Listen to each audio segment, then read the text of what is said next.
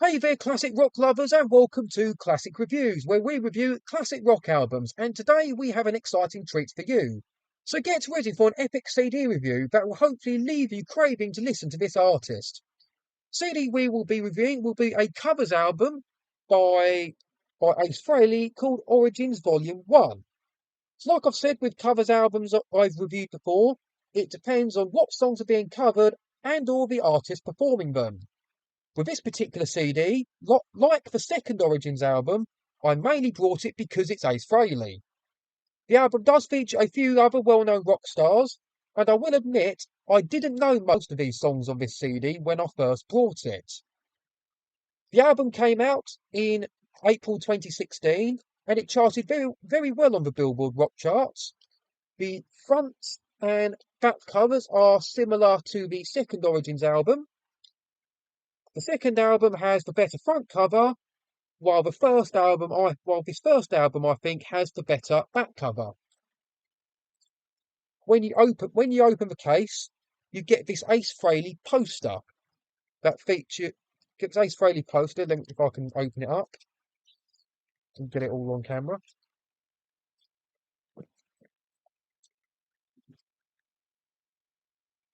Here we go. So that I'll zoom out a bit. There's your poster, and on the other side, I'll try and do a bit. You do sort of get the personnel of each song. Also, like I said in my Origin Volume 2 review, Ace Frehley is a lot more a guitar player than a singer. And he does perform all the songs on here in his own way. So you do get more and lesser known classic rock tracks being performed slightly differently and being given a new lease of life, etc. So let's start the track by track. And like I always say in my other CD reviews, some songs I'll be able to say more about than others. The opening track on this covers album is a cover of the Cream classic White Room. Now, this has to be one of the most covered rock songs out there. Not only has it been covered by many big bands like Deep Purple, for example, but most rock bands you see down the pub perform the song White Room as well. Anyway, not only does Ace Frehley do a good job singing this song, but his guitar playing of this song is absolutely terrific. It features great use of the wah-wah pedal, plus it's drummer Scott Coogan you hear singing the high bridges of the song. The second song being covered is the Rolling Stones song Street Fighting Man. Now, compared to the original Rolling Stones recording, the vocals on this cover aren't as good as the original, but Ace's guitar work is a lot more prominent compared to the original, which has tape compressed acoustic guitars. So, what Ace Frehley lacks in the singing department, he certainly makes up for with his trademark amped up Les Paul. Third song that Ace Frehley covers on this CD is the song Spanish Castle Magic by the Jimi Hendrix Experience. Not only does Ace handle Jimi Hendrix's conversational vocal pretty well, but he also handles the guitar work really well too. Not to mention that this song is the first song of this CD to feature a guest musician, in the form of guitar legend John Five contributing some lead guitar work. The fourth song on this CD is a cover of the song called Fire and Water by the band Free. Now, this was one of the more anticipated songs on this CD, as it features former Kiss bandmate Paul Stanley on lead vocals. I think originally Ace wanted to do a song by The Who like My Generation, but they ended up doing Fire and Water instead, as Paul Stanley is a big Free fan.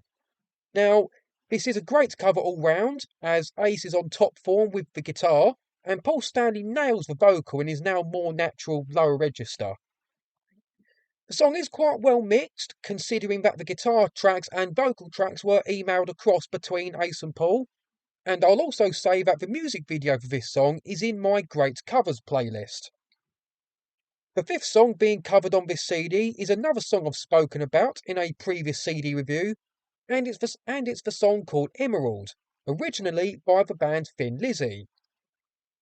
With this song, Ace does pull off the vocal quite well in his Brooklyn accent, and I say that as the song's original singer, Phil Lynott, is Irish. But despite the different accents, Ace Frehley does a great job singing in the spirit of Phil Lynott, and like some other Thin Lizzy songs, the song Emerald is known for its dueling lead guitars. So on this cover, Ace is joined by another guitar legend in the form that is Slash. And you get to hear both Ace Frehley and Slash training guitar solos, which I think they recorded live there and then. The sixth song being covered is the Led Zeppelin cover of the song Bring It On Home. Ace's performance of this song, I think, is near enough note for note in sync with the Led Zeppelin original, and that includes Ace Frehley nailing the bluesy intro. While on this song, you get to hear Ace Frehley channeling his inner Jimmy Page. You also get to hear drummer Scott Coogan channeling his inner Robert Plant. Track Lucky Number 7 is the commonly covered classic Wild Thing, originally by the Troggs. Now, this cover features Lita Ford on both lead vocals and guitars. Like when Lita joined Ace to cover a song on the second Origins album, they prove that they're the rock duo we didn't know we needed, as they do work well together. And I think Ace has said in an interview that Lita Ford is like a sister to him. Anyway, the additional guitar solos really make the cover stand out. And I think most of them, if not all of them solos, were recorded by Lita Ford. I will admit, as good as this cover is, similar to when Ice Earth covered Highway to Hell on their cover album that I reviewed, there is a bit of a cheese element to this cover of Wild Thing. But also like Ice Earth's cover of Highway to Hell, it still ain't bad. Track number 8 is a Kiss cover of the song Parasite. Now, Ace Frehley wrote this song with Kiss for the poorly produced Hotter Than Hell album, which came out in 1974. Now, the Kiss covers are the main songs that I already knew on this CD when I brought it, and it is great to have studio recordings of Ace singing songs he wrote with Kiss that he didn't have the guts to sing on all those years ago. The main thing you notice with this Kiss cover is that the production is way better than the original. Not to mention that Ace performs a hell of a vocal. The other great thing about this cover is that John 5 makes another appearance to deliver a great guitar solo of his own. Track number 9 is a cover of the song Magic Carpet Ride by Steppenwolf. Not a lot I can think of to say about this song really, apart from the fact that it's heavier and edgier than the original song. And also with Ace Frehley's cover, you don't get any organs in it either. The third to last song is another Kiss cover with a celebrity guest, and it's the song Cold Gin. Again, this is another Kiss song Ace Frehley wrote but originally didn't have the guts to sing. This song is from Kiss's 1974 debut album, and you get to hear Mike McCready from Pearl Jam as the guest guitarist.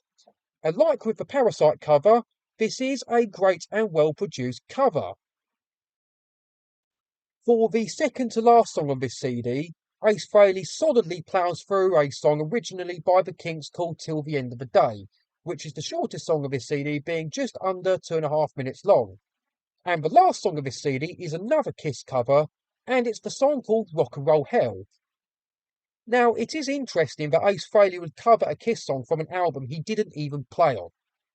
This slow and heavy song is the longest song of this CD, being just over 6.5 minutes long. And it's originally from the Creatures of the Night album, where Ace appeared on the cover but didn't actually play on. While this cover may not be as good as the original, it's still a very solid performance nonetheless, and it does make some Kiss fans wonder what the Creatures album would have sounded like if Ace Frehley had played on that record. So that's the track by track done, and like the second Origins album, this is a solid and well-produced covers album, which Ace himself and the special guest etc. must have really enjoyed working on. Like I said in my Origins Volume 2 review, I do prefer the first Origins album. It has more celebrity guests like Slash, Mike McCready and Paul Stanley etc. And it has more Kiss covers on it. Another thing that I said in my Origins Volume 2 episode is that I really wish Ace Frehley would cover a Hawkwind song. And oh yeah, a few of these covers are in my Great Covers playlist. So that's a wrap, folks. We've reached the end of our captivating CD review journey. If you haven't already, make sure to subscribe to this channel and hit that notification bell, so you never miss out on my upcoming reviews, etc. Trust me, you don't want to miss them. This is Classic Reviews. Check out the 2 videos at the end, and I'll see you next time. Cheers.